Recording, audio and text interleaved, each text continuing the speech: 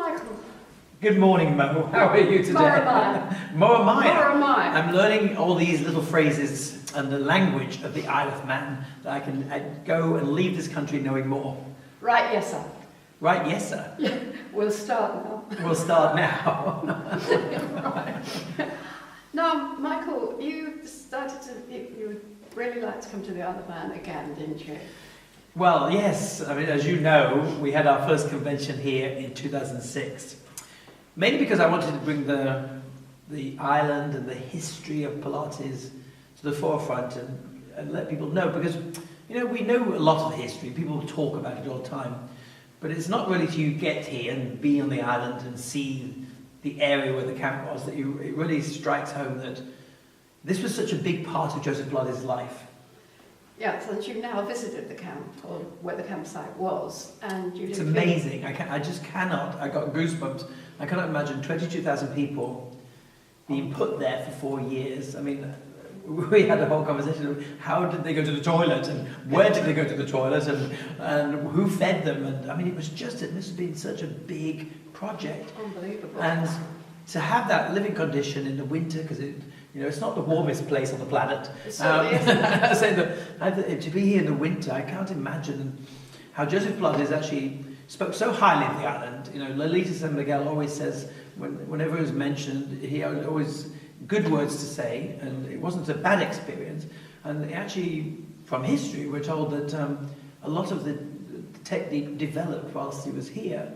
And I can't imagine being in that area where the camp was and being with so many people for 4 years and being motivated to actually work on create. this It's creation, astounding. yeah. It really is. Yes, so you enjoyed the walkabout in Micheal as well, didn't you? Yeah, no, the project itself is very exciting, and we hope in 2018, when it finally gets open officially, that we'll have some big Pilates event here on Pilates Day, and we bring more awareness to the importance of what the Isle of Man stands in the history of Pilates. Absolutely. That's something we have got planned now, haven't we, for May 18th? May 2018.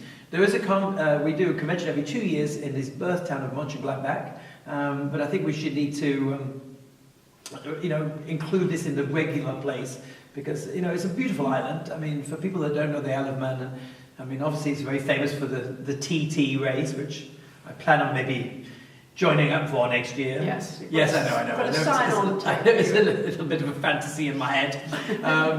But I'm sure on a motorbike.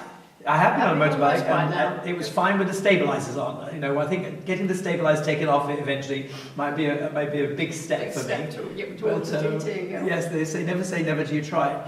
But no, there is. I mean, the Isle of Man is such a beautiful place. Driving around the island and seeing so many different beautiful areas of it, and Peel and all the gorgeous places. It is a stunning. And the gorgeous food. And the amazing food. It's lots of fantastic. Manx queenies, which is the small scallops. Manx queenies, the small scallops. Yeah, delicious. And they're a delicacy to the Isle of Man.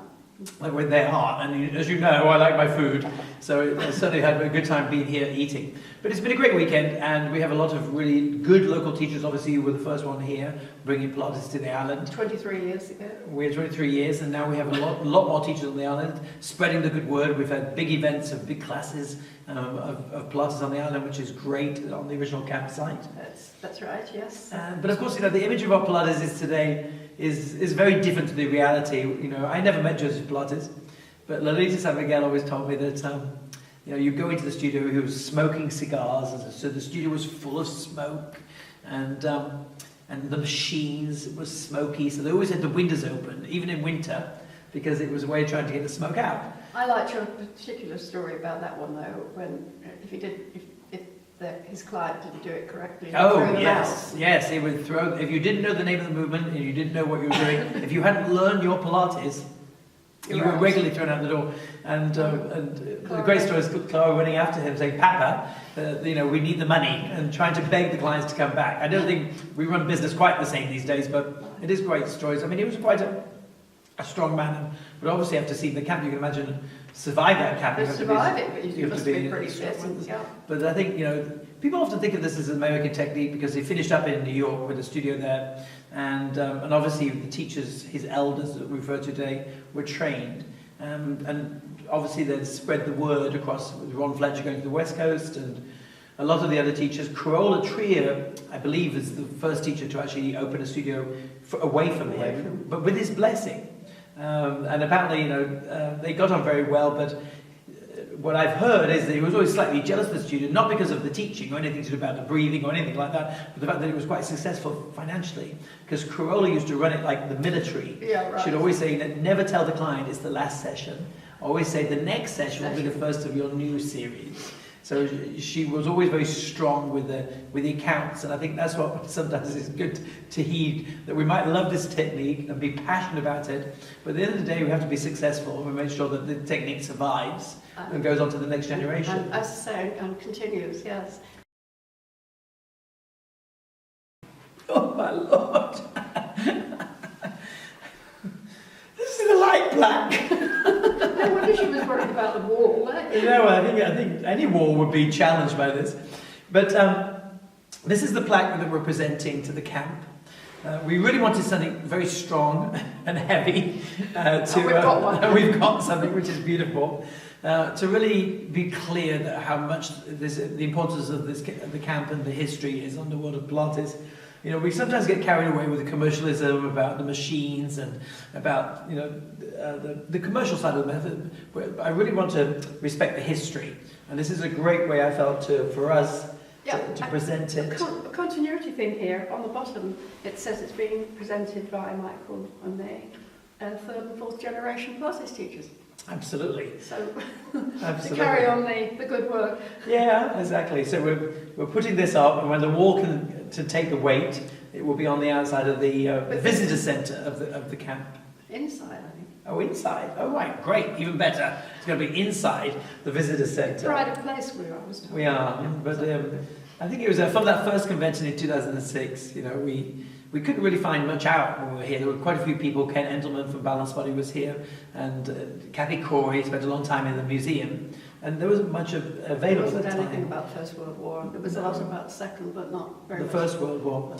But I think we even thought he was at the wrong camp. We did. We thought he might have been in Douglas, But it turns out he wasn't. And we thought that because of the hospital, and so many stories about him working in the hospital. But Jonathan Grubb has done a great job of investigating and finding lots of photographs which we think is Joseph Pilates. Of course, nothing can be confirmed because there was very few records at the time. That's right. But Jonathan, in his exploration into finding out about Joseph Pilates, actually found out that his grandfather was actually great-grandfather, must be, wasn't it?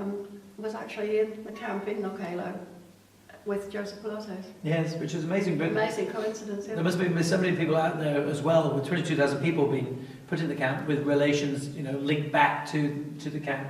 And I think that's one of the camp's ambitions, is to try and connect those people and bring some of the history back through that route. But now we know a lot more, and it's great to see the pictures of the camp and see the images of what it would have been like, and begin to start fathom. But as I say, I definitely got goosebumps when we went to the field yesterday, and just knowing that's the place. It's like anything, you could read about something, but until you actually go there, it doesn't become a reality. So this is our plaque. And hopefully Michael will be back soon. Absolutely. Fingers crossed I will come back and... Ride a motorbike again. Well, of course I will be back for the TT, but I mean, I might come back for more Pilates as well.